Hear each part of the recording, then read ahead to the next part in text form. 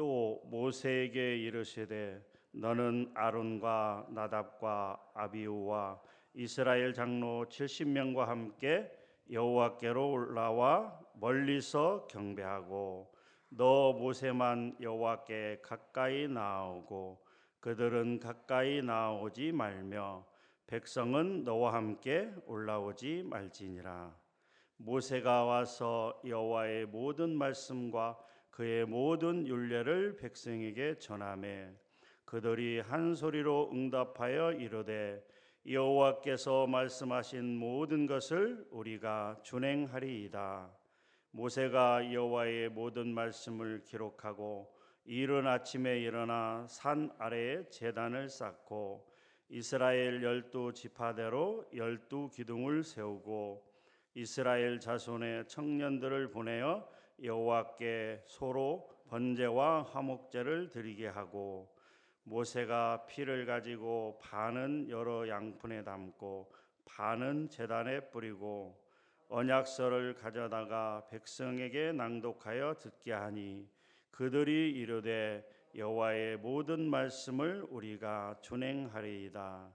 모세가 그 피를 가지고 백성에게 뿌리며 이르되 이는 여호와께서 이 모든 말씀에 대하여 너희와 세우신 언약의 피니라. 모세와 아론과 나답과 아비후와 이스라엘 장로 70인이 올라가서 이스라엘의 하나님을 보니 그의 발 아래에는 청옥을 편듯하고 하늘길이 청명하더라. 하나님이 이스라엘 자손들의 존귀한 자들에게 손을 대지 아니하셨고 그들은 하나님을 뵙고 먹고 마셨더라. 여호와께서 모세에게 이르시되 너는 산에 올라 내게로 와서 거기 있으라. 내게 그들을 가르치도록 내가 율법과 계명을 친히 기록한 돌판을 내게 주리라. 모세가 그의 부하 여호수아와 함께 일어나 모세가 하나님의 산으로 올라가며 장로들에게 이르되 너희는 여기서 우리가 너희에게로 돌아오기까지 기다리라. 아론과 홀이 너희와 함께 하리니 무릇 일이 있는 자는 그들에게로 나아갈지니라 하고 모세가 산에 오르매 구름이 산을 가리며 여호와의 영광이 시내산 위에 머무르고 구름이 엿새 동안 산을 가리더니 일곱째 날에 여호와께서 구름 가운데서 모세를 부르시니라. 산 위에 여호와의 영광이 이스라엘 자손의 눈에 맹렬한 불같이 보였고 모세는 구름 속으로 들어가서 산 위에 올랐으며 모세가 40일 40야를 산에 있으니라. 아멘. 오늘 말씀은 출애굽기 24장입니다. 하루하루 출애굽기 1장에서부터 시작하여 오늘 24장까지 왔습니다. 우리가 잘 알고 있는 것처럼 출애굽기는 40장까지 되어 있습니다. 이제 하나님께서 모세를 선택하시고 애굽으로 보내서 이스라엘 백성들을 출애굽하게 하십니다. 10가지의 재앙을 내리심으로 말미암아 이제 이스라엘 백성들이 출애굽을 시작합니다. 12장 37절 말씀에 보면 람셋을 떠나 숫곳에 이르니 유아유의 장정이 60만이더라 이렇게 기록하고 있습니다. 12장 37절에서 출애굽을 시작하게 되고 이렇게 여러 가지 과정을 거쳐서 19장 1절에 보면 3개월 만에 신의 광야에 이르렀다 이렇게 기록하고 있습니다. 19장에서 하나님께서 모세를 신의 산으로 불러서 약속을 하십니다. 언약을 하고 있죠. 19장 5절에서 6절 말씀인데요. 우리 다시 한번 찾아보도록 하겠습니다. 19장 5절에서 6절까지 말씀. 19장 5절에서 6절까지 말씀. 다 같이 한번 읽도록 하겠습니다. 시작. 세계가 다 내게 속하였나니 너희가 내 말을 잘 듣고 내 언약을 지키면 너희는 모든 민족 중에서 내 소유가 되겠고 너희가 내게 대하여 제사장 나라가 되며 거룩한 백성이 되리라. 너는 이 말을 이스라엘 자손에게 전할지니라.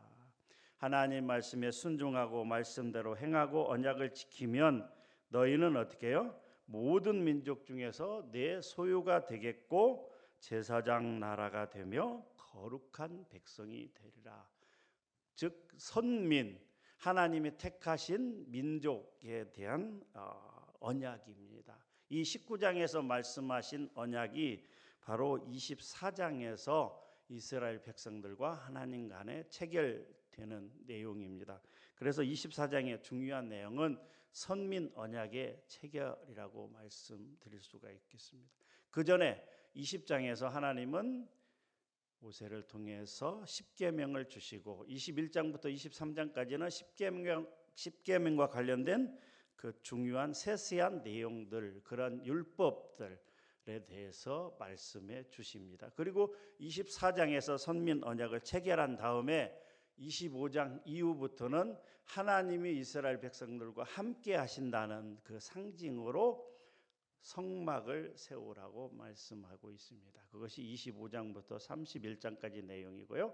그래서 그 하나님이 약속한 그 십계명에 기록된 돌판을 가지고 이제 내려올 때 32장에서 금송아지 사건이 벌어지게 되고, 그리고 그것이 처리가 잘 된 다음에 하나님께서 다시 불러서 갱신 새롭게 말씀을 주시는 내용이 34장까지 기록이 되어 있습니다. 그리고 35장부터는 이 25장에서 31장까지 하나님 말씀하신 그 내용 그대로 토시 하나 틀리지 아니하고 말씀 그대로 성막이 완성되는, 지어지고 완성되는 과정. 그래서 40장에 성막이 완성돼서 하나님 앞에 드려졌을 때 성막 위에 하나님의 영광이 충만하더라라고 기록된 말씀으로 출애굽기는 그렇게 끝이 나고 있습니다.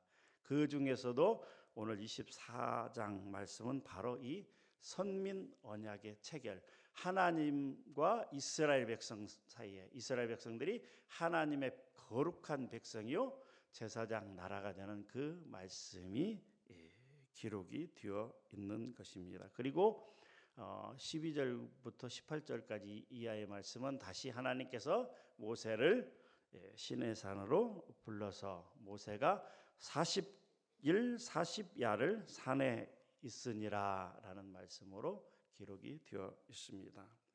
그러면 1절부터 11절까지 말씀을 보게 되면 먼저 1절 말씀입니다. 1절 말씀 한번 다 같이 읽어보도록 하겠습니다. 시작. 또 모세에게 이르시되 너는 아론과 나답과 아비후와 이스라엘 장로 70명과 함께 이스라엘 여호와께로 올라와 멀리서 경배하며.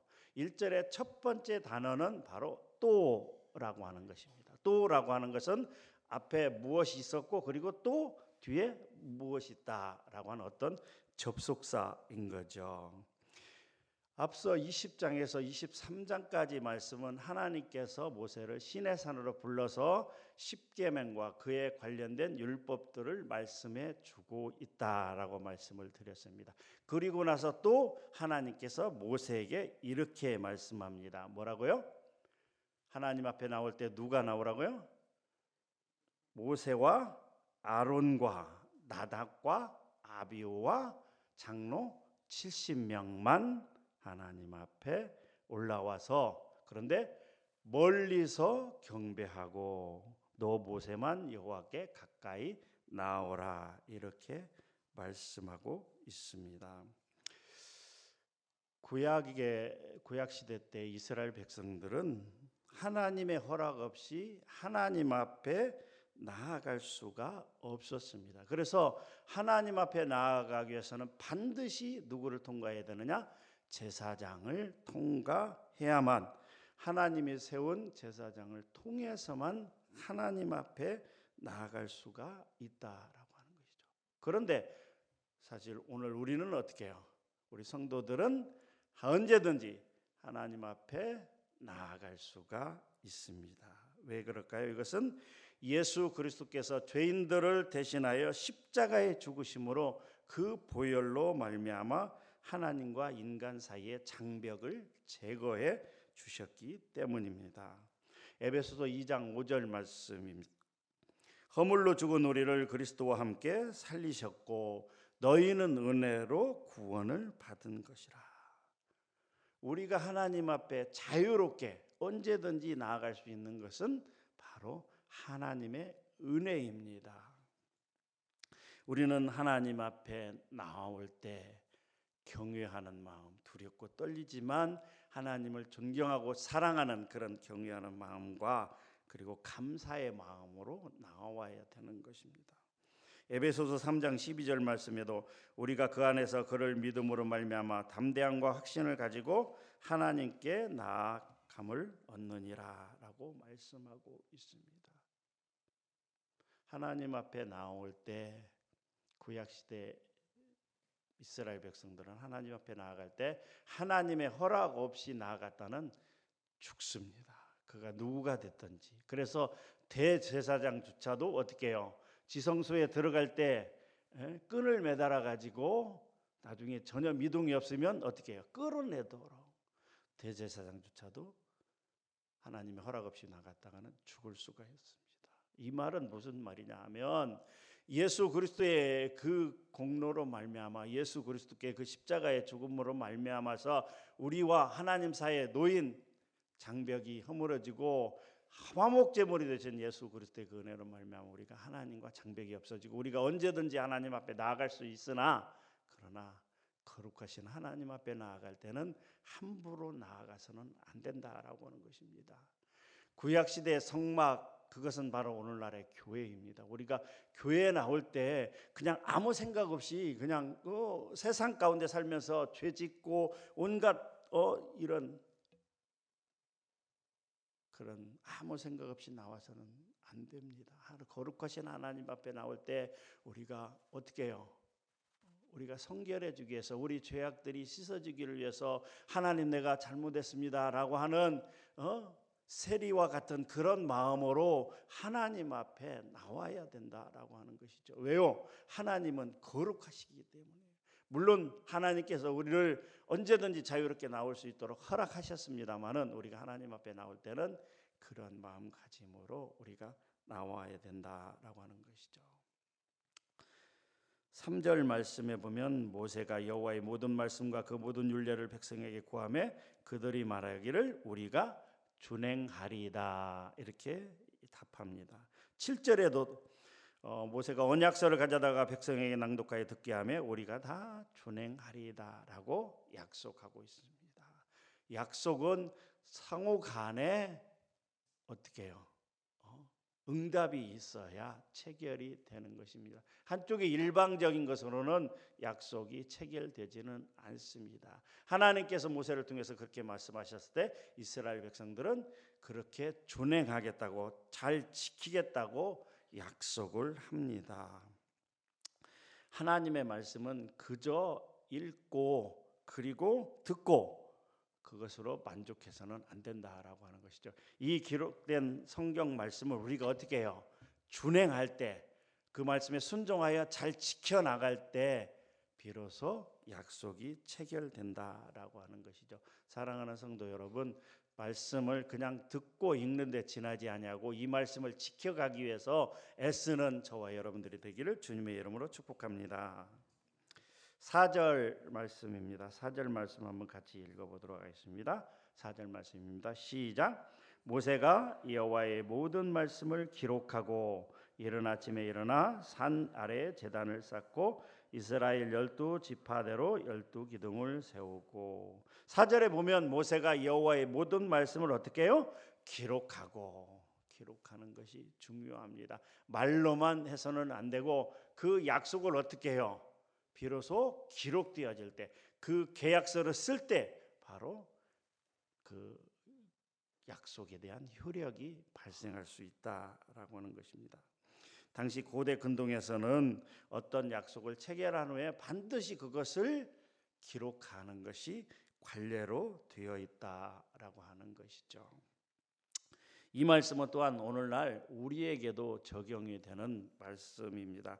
우리는 하나님의 말씀을 듣고 있고 그냥 말로 제가 약속을 지키겠습니다, 하나님의 말씀대로 살아가겠습니다라고 하는 것이 아니라 그걸 어떻게 해요? 우리의 마음에 새겨야 된다라고 하는 것이죠. 우리의 마음에 하나님의 말씀을 새기고 그것을 지키기 위해서 애쓰고 노력해야 된다라고 하는 것이죠. 신명기 6장 6절 말씀입니다. 오늘 내가 내게 명하는 이 말씀을 너는 마음에 새기고, 마음에 새기고. 듣고 그냥 지나가 버리면 아무런 효과가 없다라고 하는 것이죠. 그 말씀을 마음에 새겨야 된다라고 하는 것입니다. 5절부터 8절 말씀은 보면 이제 모세가 먼저 하나님께 번제와 화목제를 드리고 그 희생 제물에서 받은 피를 절반은 제단에 뿌리고 나머지 절반은 백성에게 뿌렸다라고 기록이 되어 있습니다. 그리고 그렇게 함으로써 언약의 당사자인 하나님과 이스라엘 백성들이 피를 공유함으로 언약이 체결되었음을 공식적으로 선포하고 있다라고 하는 것이죠. 하나님과의 모든 언약은 피로 말미암아 이루어진다라고 하는 사실인 것이죠. 구약 시대에는 그것이 짐승의 피로 이루어졌습니다만은 신약 시대 예수 그리스도께서 이 땅에 오신 후로 바로 예수 그리스도의 피로 하나님과 사람 사이에 영원한 새 언약이 성립되었다라고 하는 것이죠. 우리 마태복음 26장 27절에서 28절 말씀 한번 찾아보도록 하겠습니다. 마태복음 26장 27절에서 28절까지 말씀. 마태복음 26장 27절 28절까지 말씀입니다.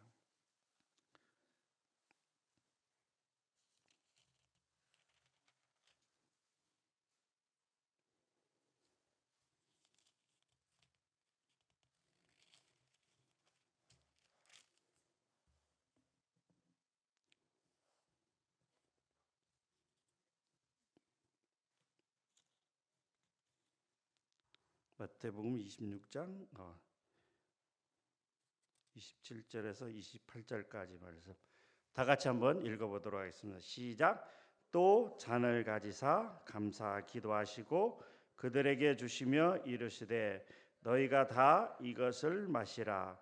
이것은 죄사함을 얻게 하려고 많은 사람을 위하여 흘리는 바 나의 피 곧 언약의 피니라. 언약의 피니라 라고 말씀하고 있습니다.